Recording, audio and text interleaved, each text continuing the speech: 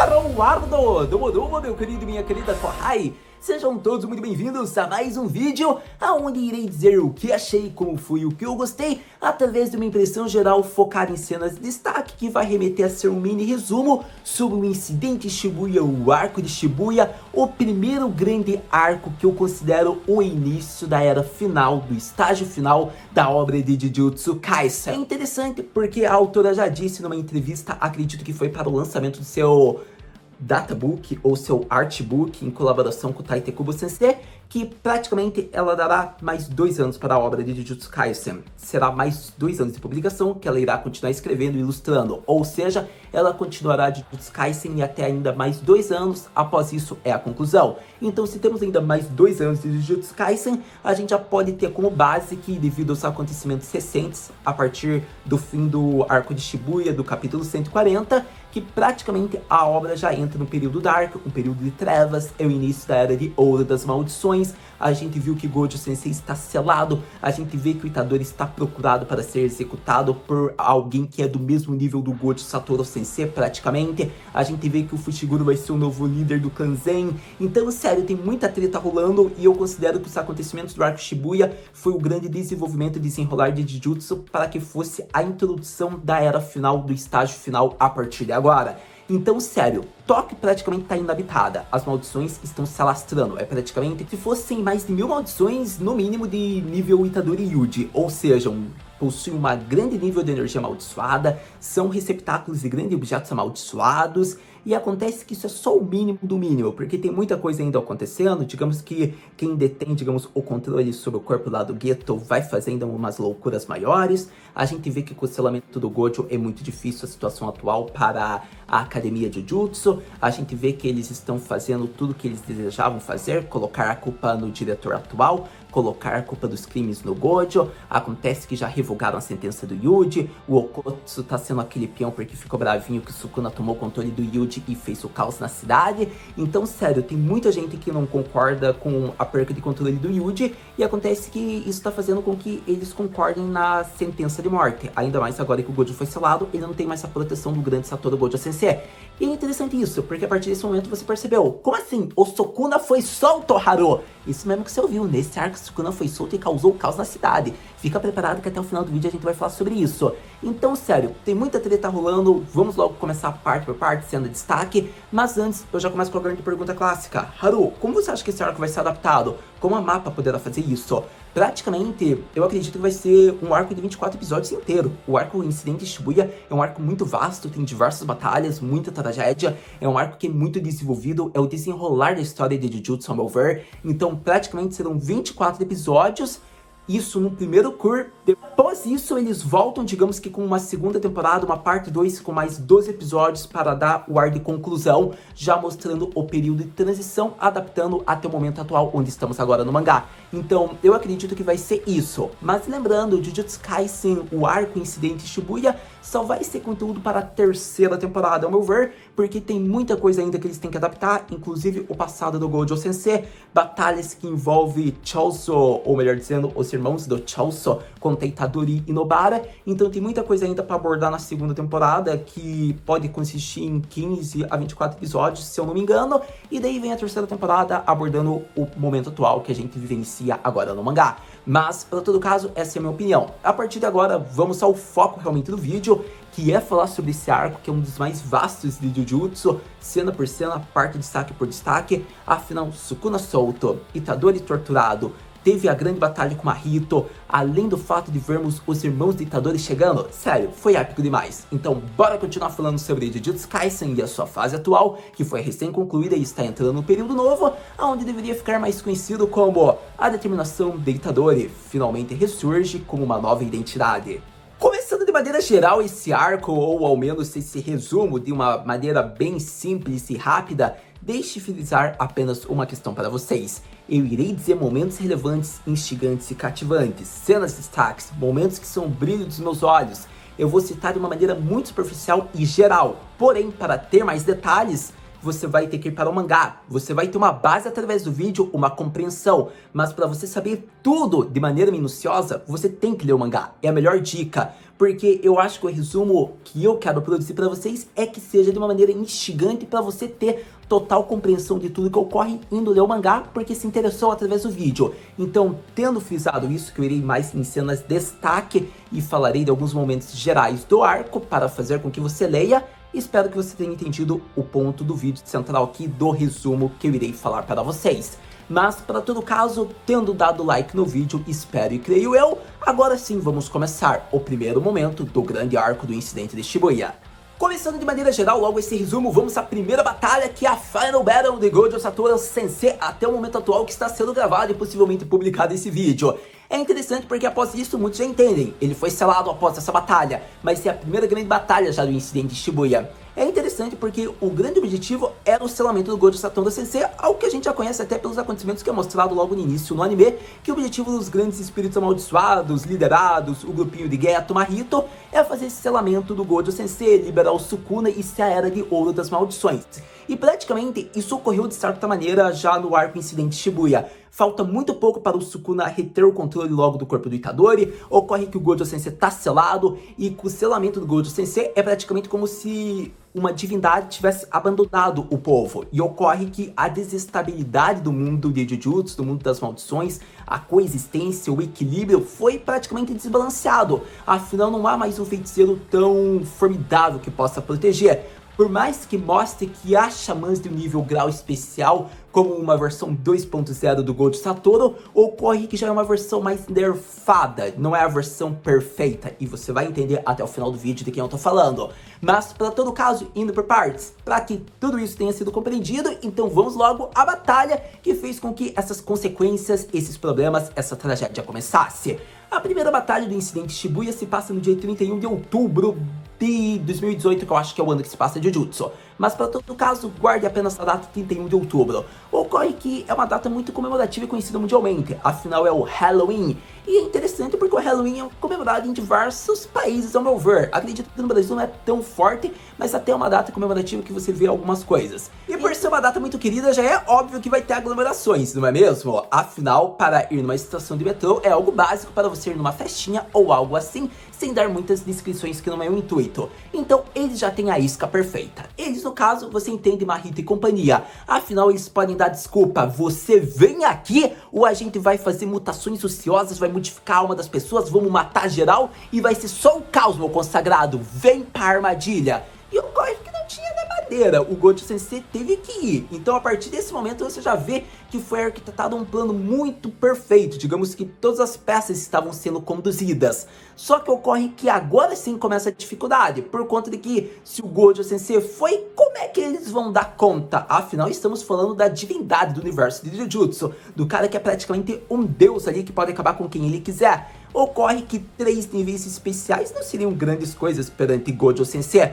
Porém, agora a gente vai falar sobre a dificuldade dessa primeira grande batalha do arco Shibuya. Afinal, eu quero que você se recorde de um ponto bem principal que eu disse para você logo de início. Estamos falando de uma estação de metrô, em volta de muitas pessoas por uma data comemorativa. Nisso você já percebe que um local repleto de pessoas não há muita facilidade em lutar porque terá sacrifícios, não é mesmo? As maldições não ligam, elas podem matar humanos, afinal elas pouco se importam. Mas Gojo Sensei não quer manchar suas mãos com a responsabilidade de ter usado suas técnicas ao redor para ter causado a morte das pessoas.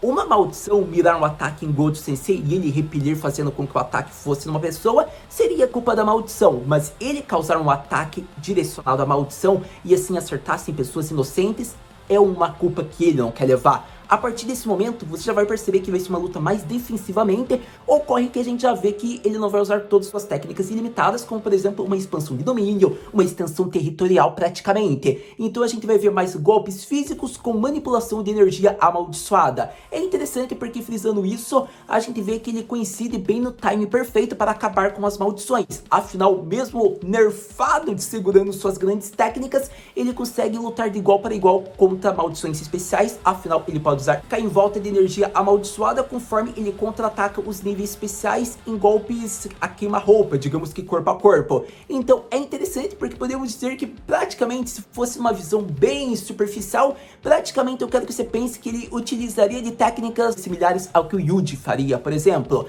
E assim ocorre que usando de manipulação, ele consegue pegar o time perfeito que os níveis especiais iriam utilizar sua técnica, onde eles não podem, digamos que, conduzir duas técnicas ao mesmo tempo, então desativando extensão territorial, por exemplo, para usar a sua grande encantamento, maldição, é o momento perfeito, porque o Gold consegue quebrar a defesa deles, por conta que eles não podem usar duas técnicas ao mesmo tempo, e assim o Gojo vai exterminando as maldições. É interessante porque Hanami tinha sobrevivido, isso mesmo, aquele espírito amaldiçoado que você viu do episódio 20 de Jujutsu, e acontece que dessa vez o Gojo repeliu ela de uma vez por todas. A partir disso, vemos que o próximo seria o tiozinho do vulcão.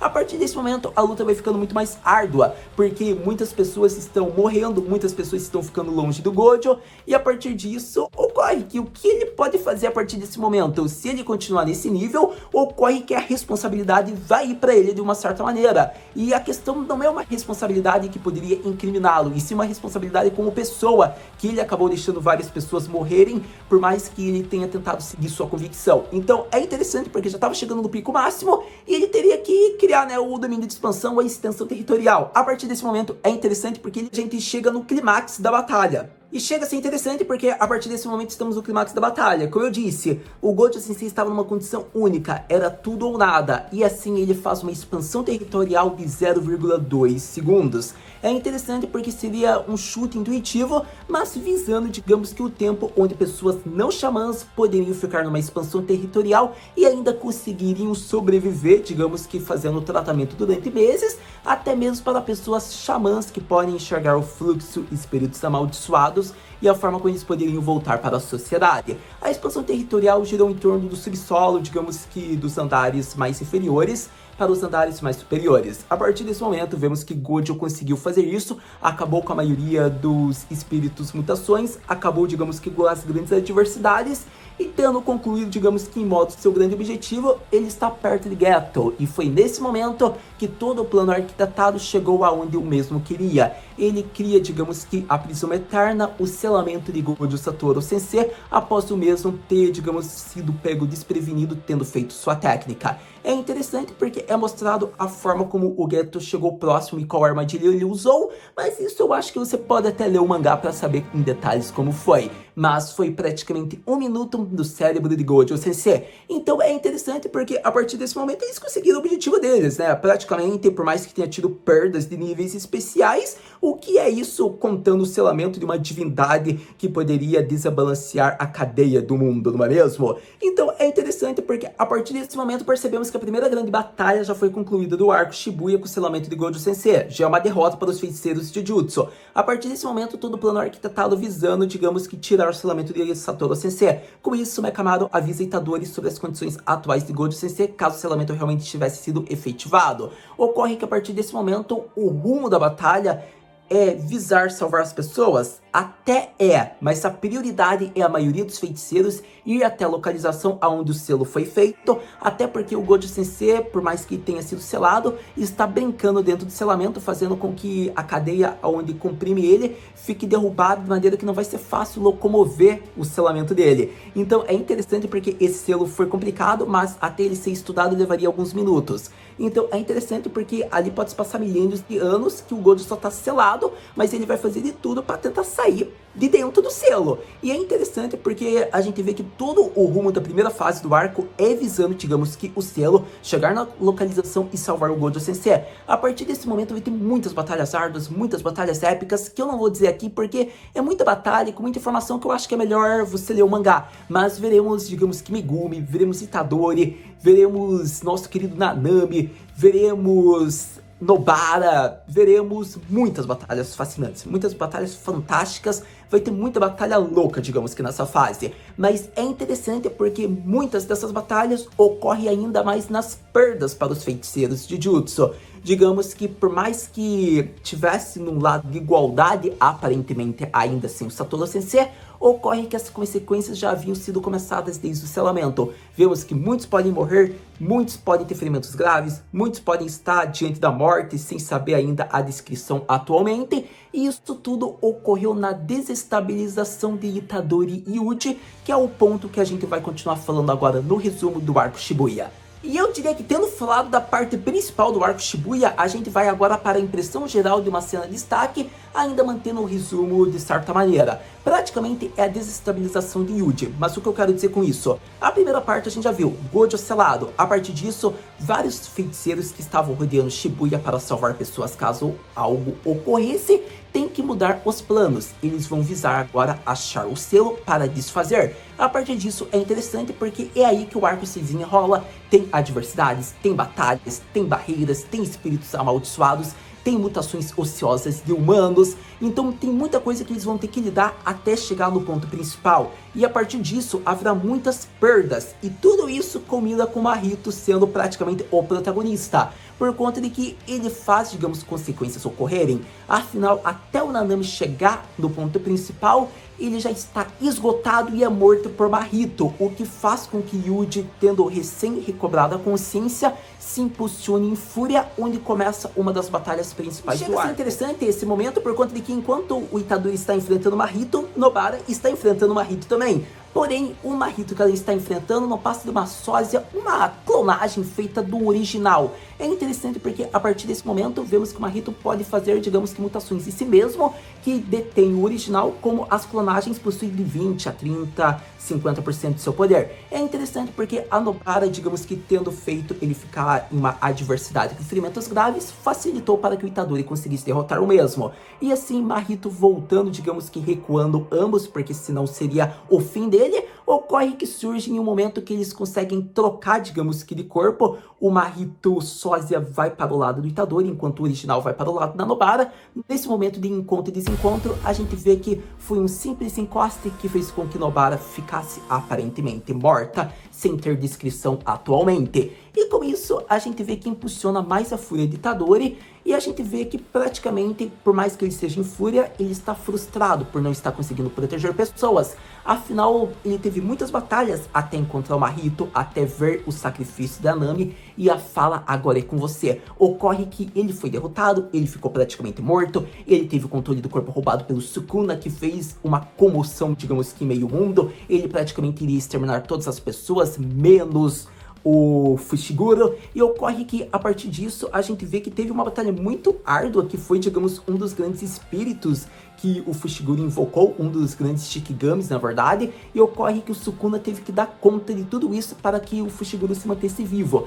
É interessante porque assim a gente vê a técnica que o anime tanto mantém mistério, qual que é o grande poder do Fushiguro. É um poder que pode fazer com que ele seja morto, mas que possa resolver a situação, até mesmo se ele tivesse usado essa técnica, até o Sukuna revela que ele poderia ter sido morto anteriormente. Então é interessante porque a partir disso tudo, o Sukuna quer parar de brincar. Ele já fez os preparativos, já está com muitos dedos devorados, afinal muitas pessoas injetaram isso no Itadori inconsciente, e a partir desse momento é mostrado que o Itadori está em pânico, porque muitas pessoas tiveram a vida perdidas, muitos companheiros ficaram em ferimentos graves, e tudo isso porque ele perdeu a batalha, que quase levou à morte, fazendo com que o Sukuna pudesse tomar o controle do corpo. Então é interessante porque praticamente é estilo acontecimentos da primeira temporada, quando o Itadori estava entre a vida e a morte, e o Sukuna pôde tomar controle total do corpo dele. Praticamente isso. E é interessante porque a gente vê que agora ele está numa relutância, está num estado depressivo, tá apanhando até que o Todo chega. E desse momento é interessante porque ele mostra o poder de um brother. É interessante porque o Todo fala que ele tem que deixar de ser mesquinho porque ele é um homem entre homens. Afinal, ele tem que visar o significado do que eles deixaram para ele e não procurar um significado da morte. A partir disso, você já nota valores que a primeira temporada colocou, agora com respostas para a ideologia e determinação de Itadori. É interessante porque muitas coisas ele tem que buscar resposta ainda do que foi o valor que ficou para ele, e a partir disso essa é a maldição que ele tem que carregar. Então é interessante porque você já percebe que muita coisa vai se mudando desde a primeira maldição do Itadori para a maldição atual que agora foi mostrada para si. E é interessante porque tudo isso foi mostrado graças ao Todo. Ele já socou um baita chute, digamos que no nosso querido Mahito, e assim o Itadori volta e a grande batalha começa. E o grande ponto alto da batalha é o desenrolar e desenvolvimento do protagonista. É interessante isso porque ele vai encontrando valores e objetivos, ao modo que quando ele conclui a batalha contra Mahito, ele percebe que ambos são iguais, porém o seu objetivo será o que ele deve fazer, exterminar maldições até o fim de sua vida.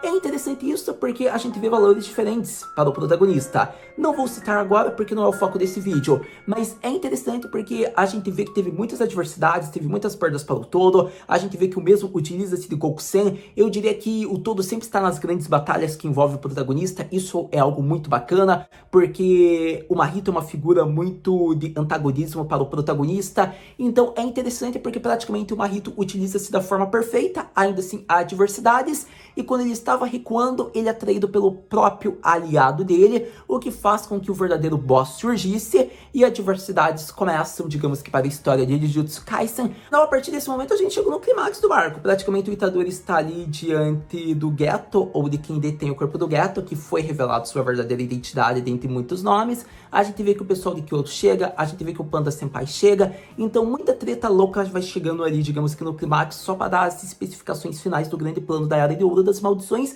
que foi aberta, digamos que com o grande portal. A gente vê que foi mudado, digamos, a mentalidade de pessoas que ingeriram objeto amaldiçoado ou que detêm um controle de energia amaldiçoado, e a partir disso foi feito um contrato com muitos xamãs, com muitos espíritos amaldiçoados, tudo isso pela pessoa que detém o poder do Geto, e assim ele libera praticamente 1000 super-humanos, praticamente, como praticamente muitas maldições são deliberadas, causando o caos total, que é esse o objetivo, uma era de guerra, de caos, de tragédia. A partir disso, praticamente o arco se conclui, gerando, digamos que na grande trevas, tragédia, era das maldições renascendo novamente. E praticamente o resumo se conclui assim por se dizer, porque a tragédia foi iniciada, estamos no período de transição, sentença revogada, Itadori vai ser morto, ocorre que um dos discípulos de Gojo Sensei vai fazer com que isso ocorra, o nome dele é Okotsu, acontece que o Itadori já sabia pelo Fushiguro desse garoto, ele é um xamã de nível especial que rivaliza com o Gojo, porém ele não possui o poder dos 6 olhos, ou seja, ele não consegue deter ainda a sua magia amaldiçoada, conforme ele vai usando, ele esgota ela.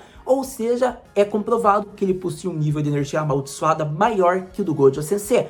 Porém, ele não possui a qualidade perfeita do Gojo Sensei, que detém essa maldição, essa energia, ainda sem desgastá-la. Ou seja, se ele usar um golpe, vai se esgotar, diferente do Gojo Sensei. Então é interessante porque praticamente a gente vê que ele é apelão, mais poderoso, mas ele tem uma adversidade que não o torna perfeito como o Gojo Sensei é, conforme a nossa autora já confirmou. Então, a partir desse momento, praticamente a gente vê que ele vai lutar contra o Itadori tá tentando desviar, porém, como ele lembra da frase da Nami, ele tem algo a fazer, agora é com ele, então ele não pode morrer ainda, o que conclui o capítulo mais recente, gerando expectativas para os próximos. Sem dúvidas, entramos em uma excelente fase para Jujutsu Kaisen, ao meu ver. Eu diria que a era, digamos que os feiticeiros estão derrotados, isso é muito importante para uma obra shonen, ainda mais inovadora como Jujutsu apresentar. Querendo ou não, é só a desgraça que tá acontecendo, o Gojo tá selado, assim, acabou o equilíbrio dos humanos. A gente vê que o Itadori está perto de ter o controle do Sukuna praticamente tomado. A gente vê já um dos serviçais do Sukuna finalmente ressurgindo, agora que está próximo da volta de ser o grande rei demônio das maldições.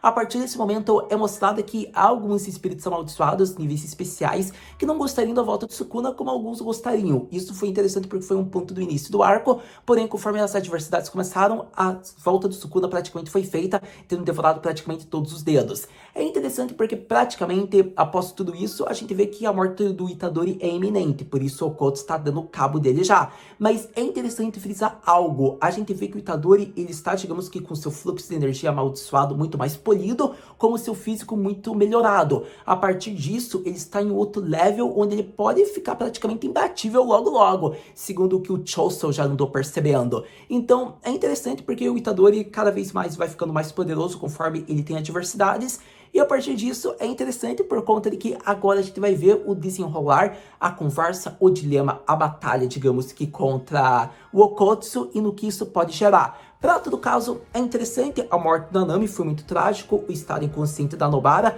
algo que eu achei bem arrepiante. Infelizmente a autora praticamente vai deixá-la viva, porque se ela já deu essa incerteza é porque ela vai querer deixar a garota sobreviver, mas ao meu ver poderia matar porque seria interessante uma morte do personagem principal. Eu diria que o Fushiguro ser o novo líder do clã Zen foi bem interessante, porque já gera na questão política envolvendo a Academia Jujutsu, e a gente vê que várias mortes, digamos, sentenças foram declaradas de personagens muito importantes que podem ficar desaparecidos até o momento climático chegar. Então vai ser muito interessante, tem muita coisa rolando. Lembrando, o Fushiguro tá atrás do protagonista, então tá sendo o arco da caçada em Tóquio, que tá ainda habitado, praticamente só tem feiticeiro lá. A gente vai ter que ver o estado da Maki, que praticamente tá muito mal. A gente vai ter que ver o todo que ele vai falar, além de outros personagens como Panda, entre os demais, para saber o que eles vão fazer a partir de agora. Mas uma coisa você sabe, lançando os próximos capítulos, a gente vem aqui conversar. Muito obrigado por ter visto esse vídeo até agora. A gente se vê no próximo vídeo, de Jujutsu Kaisen Matana.